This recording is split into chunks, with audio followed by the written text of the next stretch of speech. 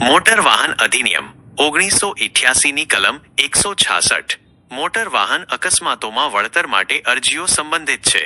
આ કલમ અકસ્માતનો ભોગ બનેલા વ્યક્તિઓ અથવા તેમના કાનૂની પ્રતિનિધિઓને વળતર મેળવવા માટે ક્લેમ ટ્રિબ્યુનલમાં અરજી કરવાની જોગવાઈ પૂરી પાડે છે.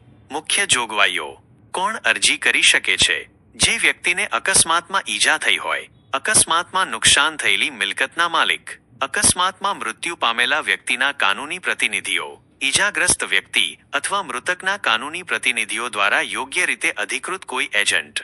અરજી ક્યાં કરવી? અકસ્માત થયો હોય તે વિસ્તારના અધિકાર ક્ષેત્ર ધરાવતા ક્લેમ્સ ટ્રિબ્યુનલમાં, અરજદાર રહેતો હોય અથવા ધંધો કરતો હોય તે વિસ્તારના અધિકાર ક્ષેત્ર ધરાવતા ક્લેમ્સ ટ્રિબ્યુનલમાં.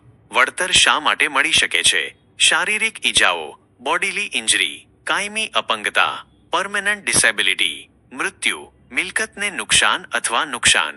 સમય મર્યાદા, ટાઈમ લિમિટેશન. અરજી સામાન્ય રીતે અકસ્માત થયાના 6 મહિનાની અંદર કરવી જોઈએ. જો કે કેટલાક અપવાદરૂપ કિસ્સાઓમાં જો વિલંબનું માન્ય કારણ હોય તો ક્લેમ્સ ટ્રિબ્યુનલ આ સમયગાળા પછી પણ અરજી સ્વીકારી શકે છે. પોલીસ રિપોર્ટને અરજી તરીકે ગણવો. મોટર વાહન અધિનિયમ 1988ની કલમ 159 હેઠળ પોલીસ અધિકારી દ્વારા ફોરવર્ડ કરાયેલા અકસ્માતના કોઈપણ રિપોર્ટને ક્લેમ્સ ટ્રિબ્યુનલ દ્વારા વળતર માટેની અરજી તરીકે ગણવામાં આવશે.